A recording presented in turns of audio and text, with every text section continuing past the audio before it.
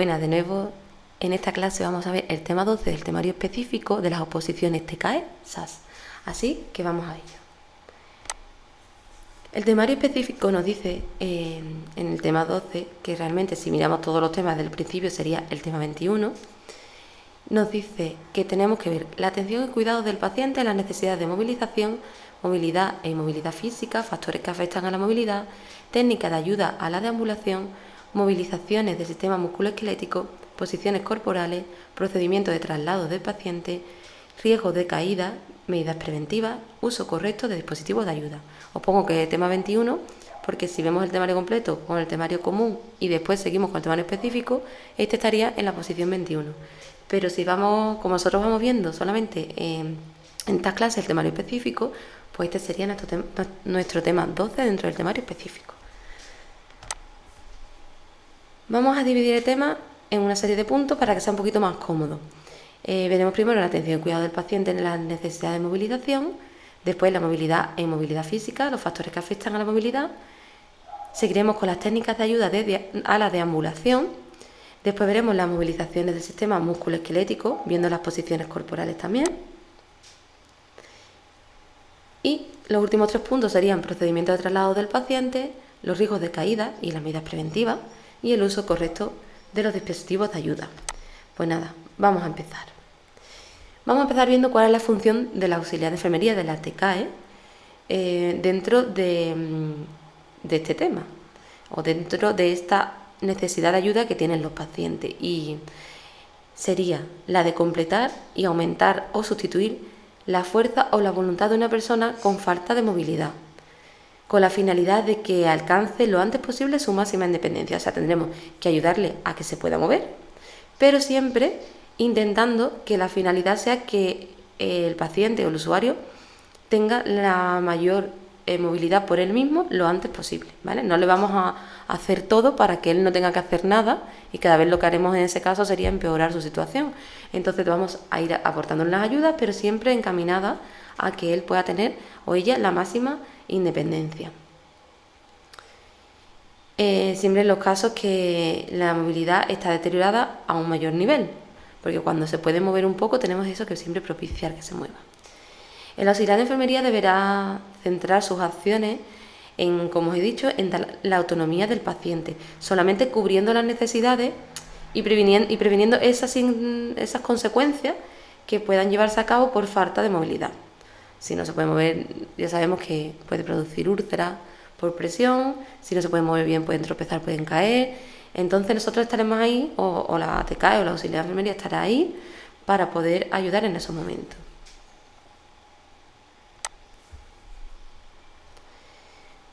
¿Qué vamos a ver en cuanto a la movilidad e inmovilidad física? Pues hay ciertos factores que afectan a la movilidad. ¿Y qué factores podemos ver que afectan a la movilidad? Pues serían la limitación de las habilidades motoras finas o gruesas.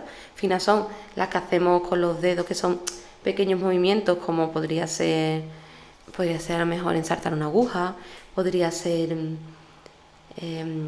coger pequeñas cosas a lo mejor de encima de la mesa. Todo aquello que tenga que ver con habilidades pequeñas, con cosas que podamos hacer con nuestras manos y que sean y que para ello necesiten precisión. Y la limitación de habilidades gruesas pues son ya movimientos más abiertos, más amplios, no tienen que ser cosas tan pequeñitas las que tenemos que realizar. La inestabilidad postural durante el ejercicio de las actividades de la vida diaria también sería un factor que afecta a la movilidad. El enlentecimiento, que puede ir acompañado de temblor a realizar determinados movimientos, esto lo vemos mucho en personas mayores. También puede ser un factor el cansancio o una mayor dependencia para la elaboración de actividades de la vida diaria e instrumentales. El insomnio también puede ser un factor, y el deterioro en los movimientos en la cama, el no poder cambiarse de postura, o el deterioro en la deambulación. A la hora de caminar solo, pues también hay determinados problemas que acompañan a este deterioro en la deambulación, entonces sería un factor que afecte también a la movilidad. Ahora vamos a ver los índices y las escalas de valoración. Esto, a todos los que sois miembros del canal y ya tenéis acceso al campus, pues voy a dejar las escalas también para que las podáis imprimir y así las podáis estudiar fácilmente en casa. Pues vamos a ver que tenemos aquí 4 escalas, ¿verdad? Tenemos la escala de Downton, la de Tinetti, la de Cat y la de Bartel. Bueno, pues la primera, vamos a ver esta, la de Downton, que esta escala se utiliza para evaluar el riesgo que presenta una persona de sufrir una caída, con el fin de que en caso necesario poder implementar medidas preventivas encaminadas a evitar nuevas caídas. Y se va a evaluar entre el 0 y el 1, siendo el número 2 el de alto riesgo. Tenemos, por un lado veremos caídas previas. ¿Ha tenido? No, pues sería 0. Sí, 1. Vale. Medicamento, no toma ningún medicamento, pues sería 0. Tranquilizante, sedante, diurético, antidepresivo, etcétera, pues sería 1 si toma algo de medicación. Déficits sensoriales, pues si no tiene ninguno, 0. Y si tiene alteraciones visuales o auditivas sería 1. Estado mental, si está orientado, sería 0. Si está confuso, sería 1. Deambulación, si es normal, sería 0. Si es segura cuando se le ayuda y si no se le ayuda es insegura, sería 1. Bueno, pues si cualquiera de estas cosas, o sea, tiene más de un punto, o sea, se repite, por ejemplo, tiene caídas previas sí, y tiene, por ejemplo, medicamentos que sí, que toma tranquilizantes y demás, ya tendríamos 2, entonces tendríamos un paciente de alto riesgo. Esto en cuanto a esta escala. Vamos a ver la escala Tinetti. Aquí la tenéis, que se ve muy pequeñita, pero básicamente esta escala es la de valoración del equilibrio en la marcha. Si pinchamos aquí, los que tenéis acceso al campus, pues vais a ir a ver dentro de esta escala, o sea, vais a ver esta escala dentro de la Junta de Andalucía y vais a ver todos los puntos aquí mucho más claritos, ¿vale? Aunque os he dicho que lo voy a dejar para que lo podáis imprimir en el campo. Esta escala va dirigida a la población diana y la población diana sería una población general y se trata de una escala heteroadministrada que consta de 22 ítems. Está dividida en 2 subescalas de equilibrio estático y equilibrio durante la marcha y debe tener 3 o más anormalidades y se correlaciona con personas con mayor edad, que realizan menos ejercicio físico y que tienen unos mayores antecedentes de caída. Vamos a ver que vamos a evaluar el equilibrio sentado, si es estable, si tiene silla con agarradero o si está inclinado se resbala de la silla. Vamos a hablar también cómo se levanta, ¿vale? Cómo es levantarse de la silla, cómo es el equilibrio inmediato después de haberse levantado, el equilibrio en bipedestación, que es cuando está de pie, el equilibrio en bipedestación pero con los ojos cerrados, el equilibrio después de un giro de 360, la resistencia a un empujón a esternón, el equilibrio después de una rotación de cabeza, el equilibrio en posición unipodal, 5 minutos tenemos que estar controlando, el equilibrio en extensión de la columna vertebral, el equilibrio con extensión de columna vertebral y elevación de brazos apoyándose en la punta de los pies, el equilibrio inclinado hacia adelante para coger un objeto y el equilibrio al sentarse. Esto es el equilibrio estático, ¿vale? Que hemos dicho que son 2 ítems lo que mide esta escala. Y después tendríamos el otro ítem que es el equilibrio durante la marcha. Pues bien, veremos el equilibrio del paciente al inicio de la marcha, la altura del paso, o sea, cuánto levanta el pie, la longitud también del paso, la simetría, si es simétrico o no lo es, si cuando da un paso es igual de largo que el siguiente que da, o da uno más corto y otro más largo, la continuidad de la marcha. Veremos también la desviación del trayecto, la estabilidad del tronco, la postura durante la marcha y el giro durante la marcha. Y aquí tenemos una tablita donde vamos a valorar cada una de estas cosas. Y aquí tenéis la puntuación, que siempre se va a valorar entre 0 y 1, ¿vale? 0 es que no tiene nada y 1 es que tiene algo de las cosas que hemos visto. Y después, como habéis visto en la escalita esta que tenemos aquí, al final tenéis una tablita de puntuación donde pondréis lo que os ha dado en el estático y lo que os ha dado en la marcha y la total de anormalidades que tiene el paciente en cuanto a la valoración del equilibrio y la marcha. Bien, pues vamos a seguir por aquí, cerramos esto, que vamos a seguir con el siguiente. Vamos a abrir esto bien para que sea más grandecito. Vamos a ver el índice de CAT. Esta igualmente os la voy a dejar también en el campo para que la podáis imprimir, la podáis ver más grandecita. Y esta consta de 6 ítems con 3 posibilidades de respuesta, que nos permitirá clasificar los pacientes en 7 grupos, de mayor dependencia a mayor independencia, ¿vale? Bien, pues esta vamos a valorar La actividad al bañarse, si es independiente o si es dependiente. Al vestirse, al usar el retrete, la movilidad, la continencia, si controla o no los esfínteres, la alimentación. Bueno, dice destacada que por ayuda se entiende la supervisión, dirección o ayuda personal activa. La evaluación debe realizarse según lo que el enfermo realice y no sobre lo que sería capaz de realizar, ¿vale? La clasificación va de la A a la G, siendo la A independiente en todas las actividades, la B independiente en todas las actividades salvo una, la C independiente en todas las actividades excepto bañarse y otra función adicional, la D independiente en todas las actividades excepto bañarse, vestirse y otra función más, la E independiente en todas las actividades excepto bañarse, vestirse, el uso de retrete y otra función, la F es independiente en todas las actividades excepto bañarse, vestirse, uso de retrete, movilidad y otra función, y la G sería dependiente en todas las funciones. Vale, pues así es como vamos a valorar esta escala de K. Y por último vamos a ver el índice de Bartle. Pues esta evalúa 10 tipos de actividades de la vida básica diaria y se puntúa entre el 0 y el 100 y clasifica a los pacientes en 4 grupos de dependencia. Bien, pues los 10 partes que evalúa es el aseo personal, bañarse, comer, usar el retrete, subir escaleras, vestirse, el control de heces, el control de orina, el desplazarse, si usa silla de ruedas y el traslado desde la silla hasta la cama. Si es incapaz de hacerlo, le vamos a dar un 0. Si intenta pero se nota inseguro, en estas dos primeras le vamos a dar un 1. En comer, usar retrete, subir escaleras, vestirse y el control de heces y de orina le vamos a dar un 2. En desplazarse un 3.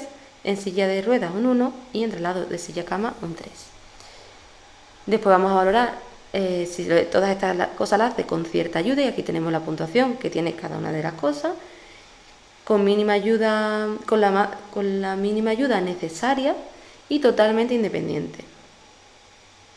Vamos a ir de cuando es menos capaz de hacerlo, que le vamos a dar menos puntuación, a cuando es más capaz de hacerlo, que es cuando más puntuación le vamos a dar.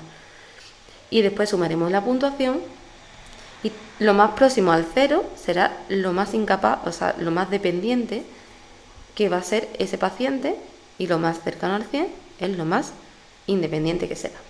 Bueno, pues esto en cuanto al índice de Bartle, yo os dejaré todas estas, estos índices y estas escalas, os las dejaré en el campus para que lo podáis imprimir, si queréis, os apetece, os hace falta, para que podáis estudiarlo con mayor facilidad. Vamos a abrir esto un poquito más. Bien, ahora vamos a ver la ayuda a la deambulación.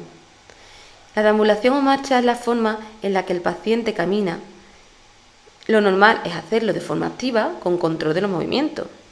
Los trastornos de una marcha en general se deben al dolor, problemas en las articulaciones, debilidad muscular o la falta del control del movimiento.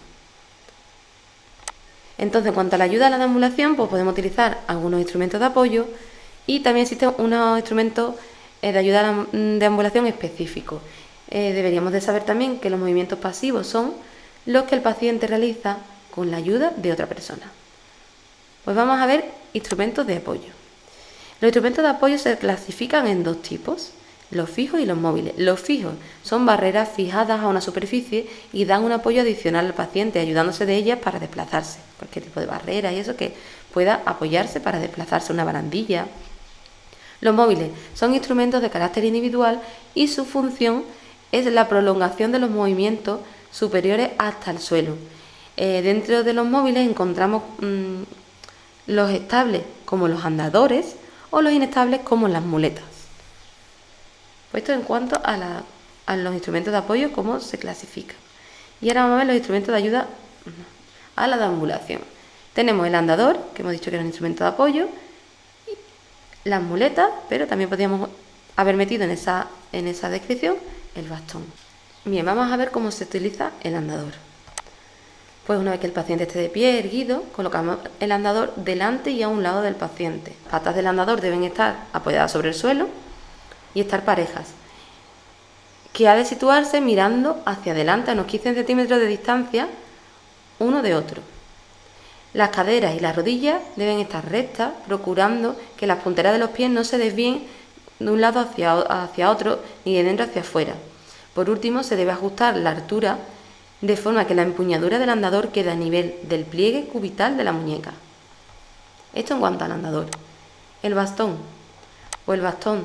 El paciente igual debe estar erguido, la longitud del bastón será equivalente a la existente desde el trocante mayor del paciente al suelo.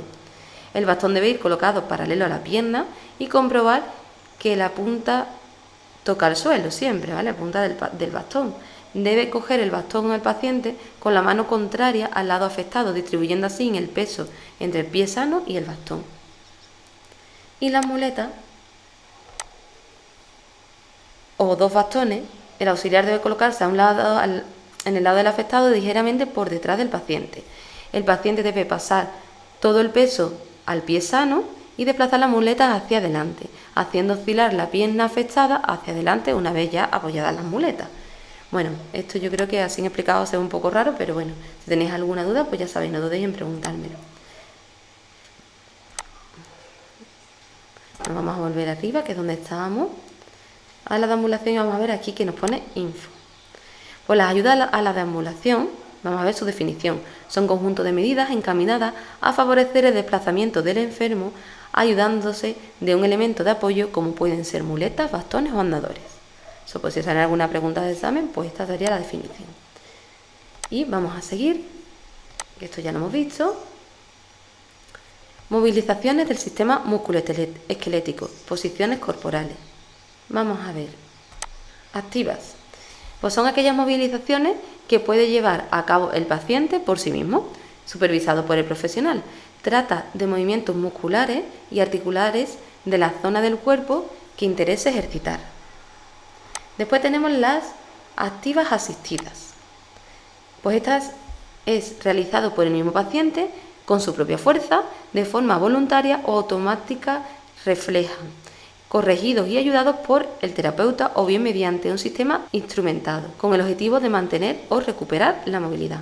¿Vale? Aquí el mismo paciente hace fuerza, pero se puede ayudar con algún tipo de elemento, ¿vale?, que le sirva para realizar el movimiento. Actividades resistidas. El paciente realiza una movilización activa contra una resistencia externa que se le opone al movimiento. Esto es un tipo de actividad o de ejercicio que a veces deben de hacer para cuando están en rehabilitación un paciente o simplemente para recuperación de cierta movilidad. Y las pasivas, las movilizaciones musculoesqueléticas pasivas, son aquellas movilizaciones realizadas por el terapeuta sobre el paciente. Suelen ser usadas en pacientes que tienen parálisis o algún tipo de anestesia, en pacientes que no pueden hacer un esfuerzo físico por sí mismos. Esto en cuanto a la movilización del sistema musculoesquelético.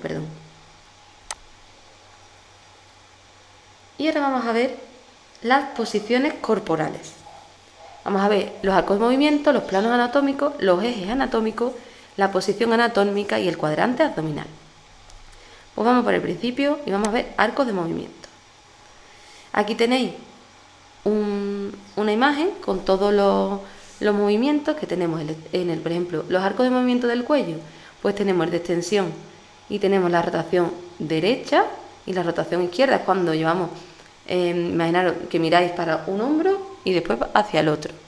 Después tenemos la flexión, que es cuando miramos como hacia nuestro pecho y hacia el cielo o hacia el techo, ¿vale? Y tenemos también la flexión, que es cuando intentamos llevar una oreja al hombro derecho y después hacia el hombro izquierdo. Estos son el arco de movimiento del cuello. Después tenemos el arco de movimiento de la muñeca, que tenemos que la extensión es cuando tenemos la mano completamente derecha, flexión la echamos hacia adelante y hiperextensión echamos la mano hacia atrás. Y tenemos otro movimiento que es cuando ponemos la mano derecha y la giramos hacia el pulgar o hacia el meñique, como tenéis aquí en esta imagen, y eso es una desviación radial. Ahora vamos a ver el arco de movimiento de la pierna. Si levantamos, como veis aquí, una pierna hacia adelante, sería flexión. Si la dejamos extendida hacia abajo, sería extensión. Y si la echamos hacia atrás, sería una hiperextensión. Si ahora estamos parados de pie y lo que hacemos es despegar un pie de otro, o sea, este pie lo sacamos hacia afuera, eso sería una abducción, y si por el contrario lo metemos hacia adentro, sería una adducción con D. ¿Cómo diferencio yo de cuando es abducción de adducción? Porque varía poco, ¿no? Solamente la B y la D.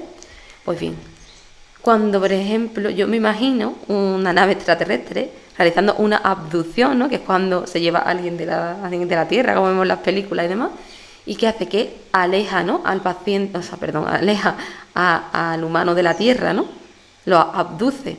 Pues si miramos aquí, lo que hace es que aleja un pie de otro, pues lo está abduciendo, alejando, ¿vale? Y la adducción con D lo que hace es que lo acerca, ¿vale? Entonces esa manera en la que yo utilizo, esa reglita me sirve para recordar que cuando lo aleja lo abduce y cuando lo acerca al pie lo adduce con D. Y ahora vamos a ver los arcos de movimiento de la mano y de los dedos. Si tenemos la mano estirada, hemos dicho extensión. Si flexionamos los dedos, flexión. Si juntamos el pulgar con la mano, flexión. Si lo ponemos hacia afuera, extensión. Si separamos los dedos, estamos como antes, estamos separando, abduciendo, separando de la Tierra, acordaros de la nave espacial. Y si lo que hacemos es juntar los dedos, es una adducción con D. Si ponemos la mano, si separamos el pulgar de la mano, es una abducción, y si lo juntamos es una adducción. Bueno, un montón de movimientos aquí. Y ahora vamos a ver el arco de movimiento del hombro y el codo. Si extendemos la mano hacia arriba, pues sería una flexión hacia adelante. Si la extendemos a lo largo del cuerpo es una extensión, y si la echamos hacia atrás es una hiperextensión. Ahora, si ponemos los dos brazos al lado de nuestro cuerpo y hacemos lo mismo que las piernas, separamos el brazo hacia arriba, estamos abduciendo, ¿no? Como la nave extraterrestre, abducción. Y si lo juntamos, es una adducción con D. Abducción con B y adducción con D. Y ahora, si vamos a extender el brazo, si lo extendemos hacia abajo, ¿vale? Con la palma hacia arriba sería una extensión, y si ahora juntamos esta mano y la llevamos hacia el hombro, sería una flexión del codo, ¿vale? Estamos viendo los movimientos de hombro y de codo. Y en cuanto al movimiento del tobillo y del pie, esta sería una rotación externa, el pie hacia afuera. Esta sería una rotación interna cuando metemos los dedos hacia adentro. Aquí una abducción con B cuando retiramos el pie hacia afuera, abducción hacia adentro. Y aquí tenemos una flexión distal, que es lo que hace con los deditos, y una flexión plantar. Bueno, esto en cuanto a los movimientos. Ahora vamos a ver los planos anatómicos.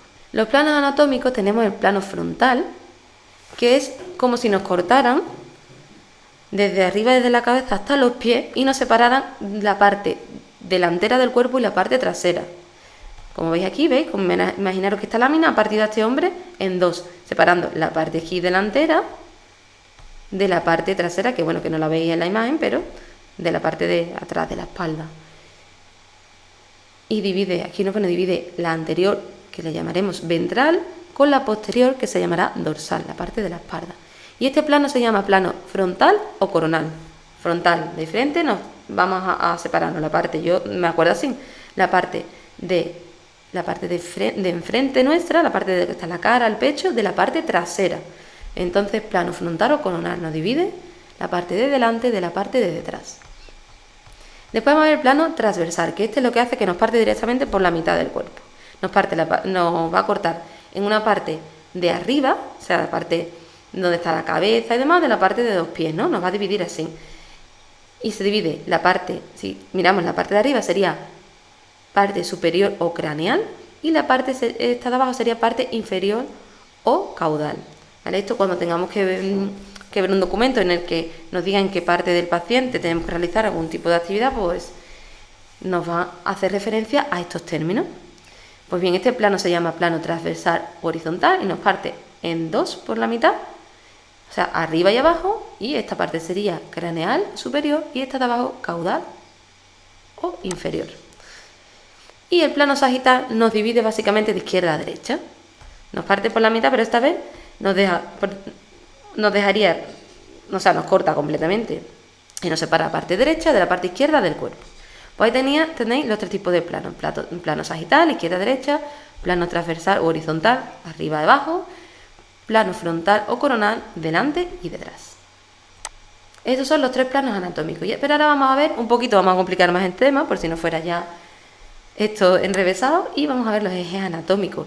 Que esto imaginaros que cogéis el palo de la escoba mismo y os vais a clavar como si fuerais un pinchito, como hacía Drácula y empalaba a la gente, ¿no? Pues nosotros nos vamos a hacer lo mismo.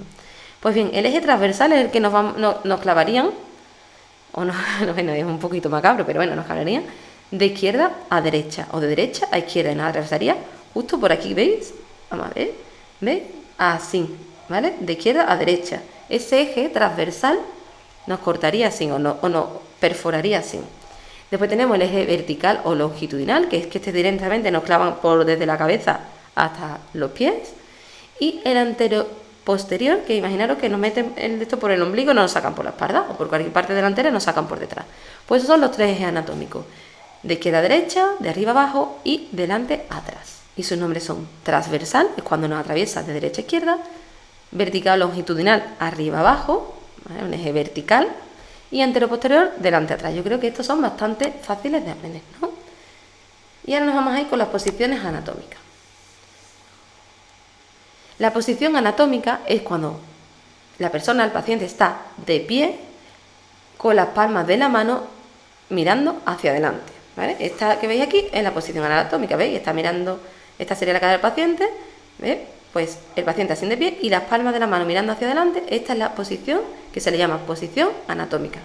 Así se vería de frente, así se vería de lado y así se vería de espalda. Esto creo que es sencillo, ¿verdad? También. Y vamos a ver el cuadrante abdominal.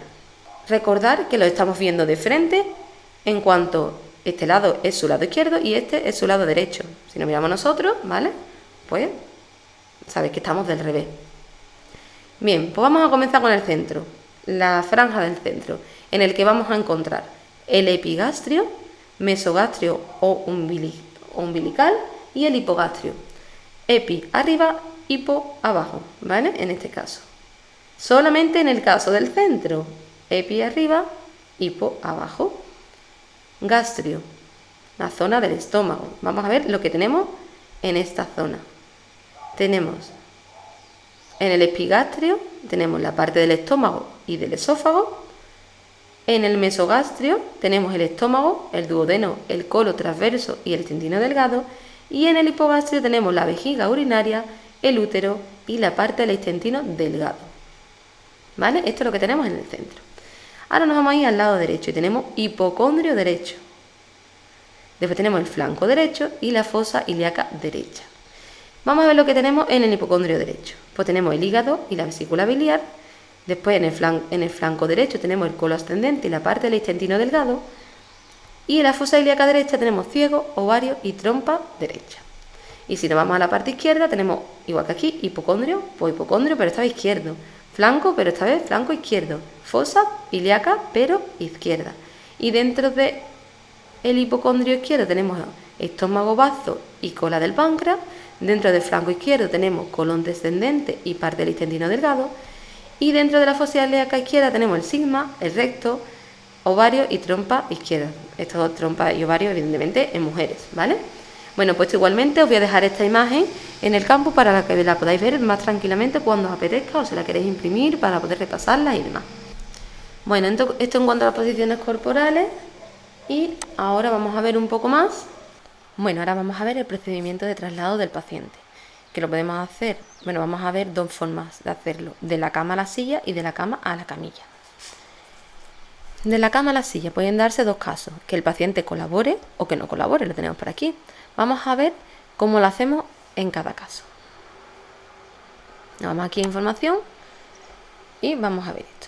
Cuando el paciente colabora, lo realizará un solo auxiliar.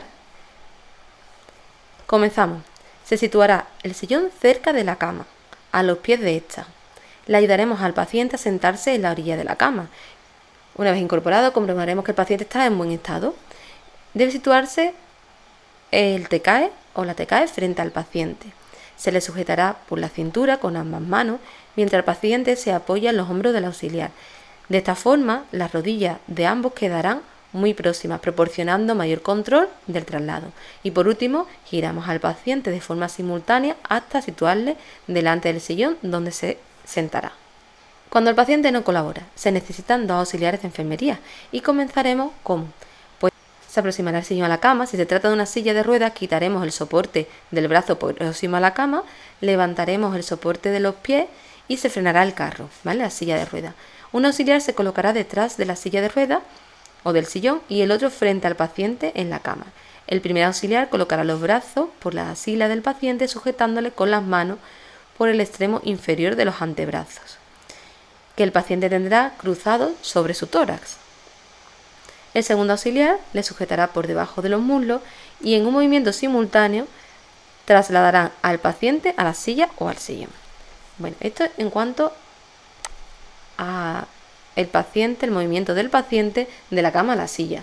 Y ahora nos vamos a ver de la cama a la camilla. Pues al igual que en el caso anterior, habrá pacientes que colaboren y otros no. Pues veamos cómo hacerlo. Si el paciente colabora, pues situaremos la camilla paralela a la cama. Después de cubrirla con una sábana, le pondremos los frenos de ambas, tanto de la cama como de la camilla, para evitar desplazamientos imprevistos, y le pediremos al paciente que colabore y se sitúe sobre la camilla con la ayuda del auxiliar. Después le taparemos y le acomodaremos. Si el paciente no colabora, necesario mínimo 2 personas, dependiendo también del paciente, del peso que tenga el paciente, del tamaño y demás. Pondremos la sábana en la camilla, esta paralela a la cama, y frenaremos tanto cama como camilla. Y lo haremos todo igual que el proceso anterior.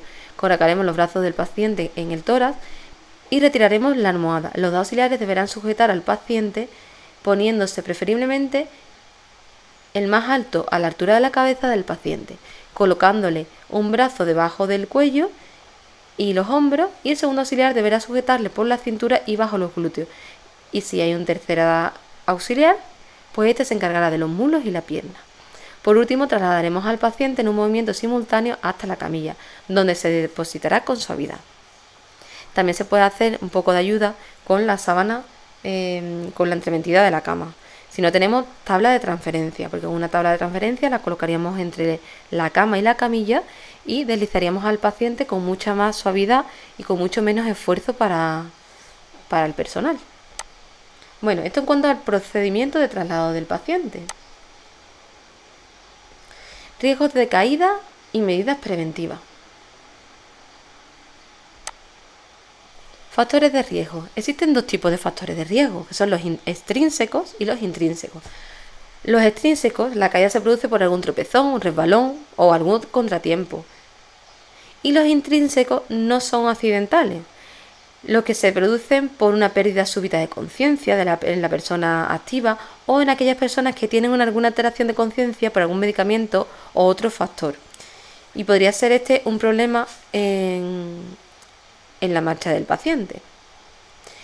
Entonces vamos a ver, tenemos 2 tipos, extrínsecos e intrínsecos. Extrínsecos son cosas de fuera del paciente, no es responsabilidad realmente del paciente, porque te puedas tropezar porque haya un escalón o porque el suelo esté un poco húmedo, porque haya una bajada que no nos esperemos, es por algún contratiempo ajeno a lo que es el paciente. Y los intrínsecos son porque la misma persona pues esté tomando alguna medicación que lo deje un poco sonoliento, o porque la conciencia del paciente no esté 100%, o porque tenga algún problema a la hora de caminar.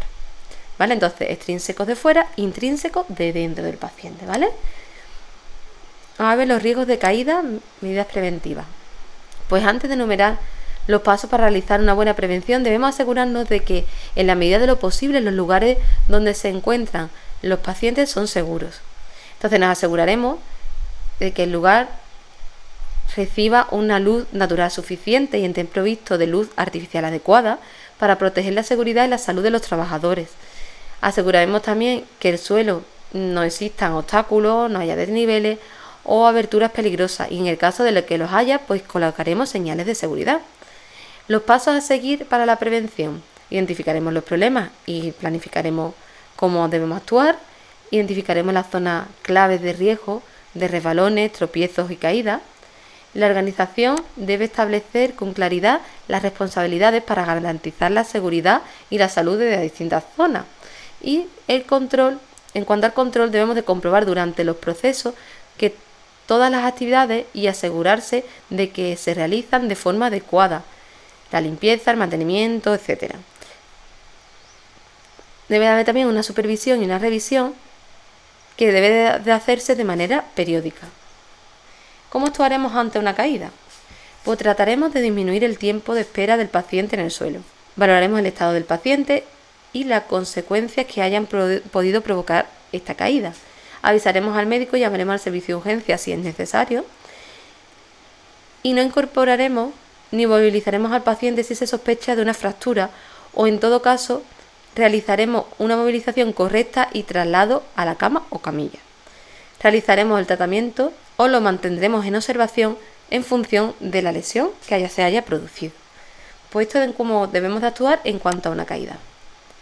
Estas son las cosas más o menos que debéis de saber en cuanto a los riesgos de caída y las medidas preventivas, y tenéis muy claro lo que son intrínsecos y extrínsecos, porque está algo así relacionado con esto, salió en una pregunta en años anteriores, así que ya os digo, si no sabéis bien diferenciarlo porque nos ha quedado muy claro, no dudéis en preguntármelo, ¿vale? Que yo os lo explico sin ningún problema.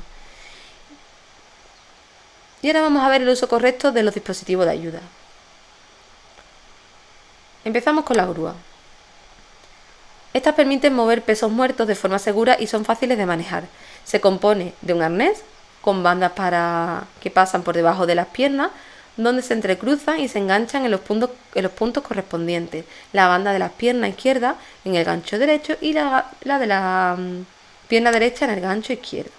¿Veis? Aquí tenéis las bandas, ¿veis cómo pasa una por aquí? La de la pierna izquierda al gancho derecho y la de la pierna derecha va aquí al gancho izquierdo. Pues esto sería una grúa de movilización. Andadores.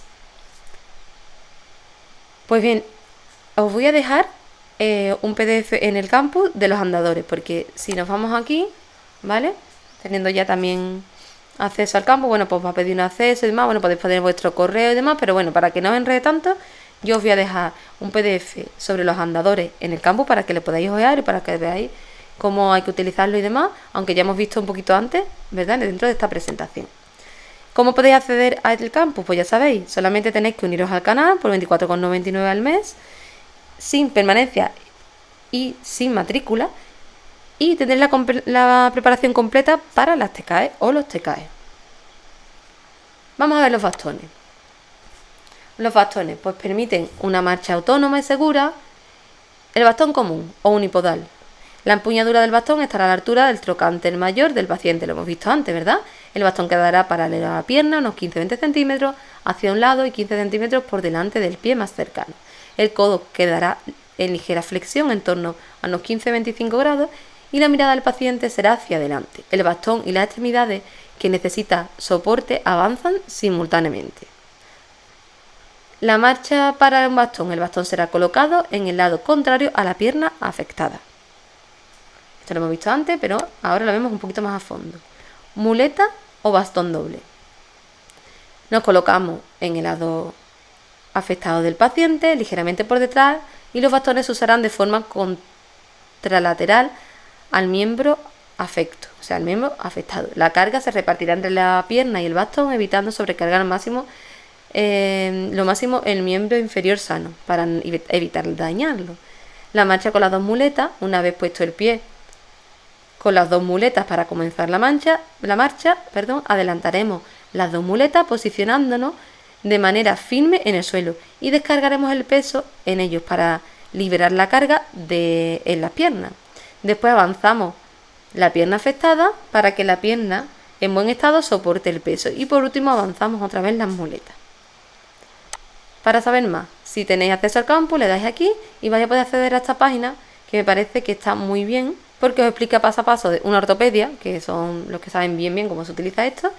La primera vez, si está por primera vez que usa el bastón, pues te explica todo, ¿vale? Aquí tenéis imágenes de cómo tenéis que hacerlo. Los tipos de empuñaduras que hay, de agarre, la parte de abajo, cómo es la manera correcta y no. Bueno, pues aquí tenéis esto. Si tenéis acceso a la presentación, podéis entrar si queréis. Ahora vamos a ver la tabla de transferencia, que es de la que os he hablado antes. Pues algunas de estas tablas llevan rodillos o fundas de tela o de vinilo para reducir la fricción al realizar la transferencia y prevenir pellizcos. Si no lo lleva, se recomienda usar una sábana entre el paciente y la tabla.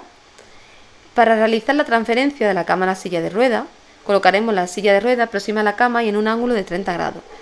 Bloquearemos los frenos de la silla y quitaremos los estribos y el reposapiés del lado más cercano al paciente.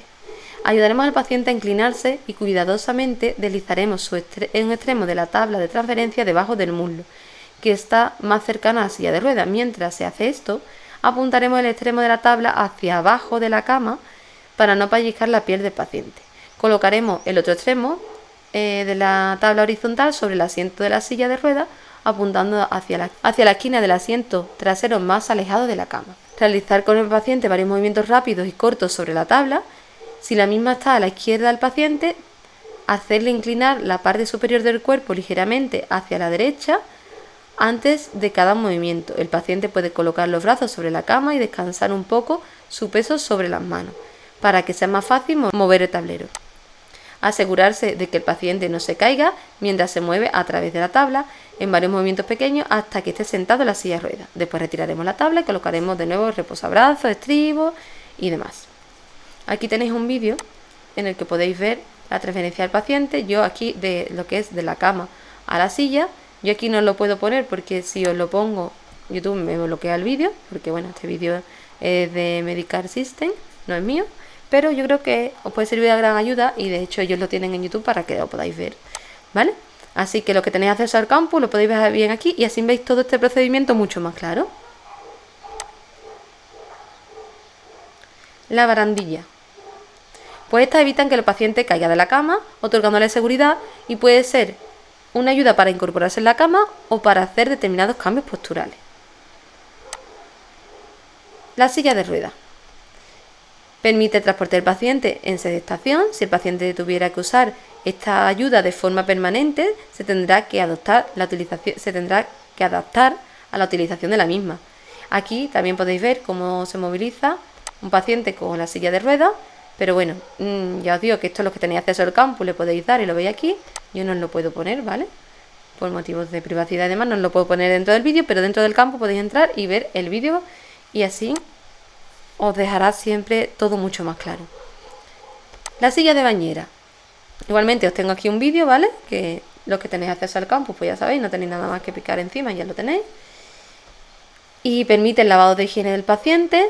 Están diseñados para utilizarlo con la ayuda de otra persona, que con un mínimo de esfuerzo introducirá las piernas del usuario dentro de la bañera, ¿vale? El paciente se sienta, metemos las piernas y, bueno, aquí ya os digo que tenéis el vídeo para que podáis verlo cómo se hace completamente el uso de la silla de bañera.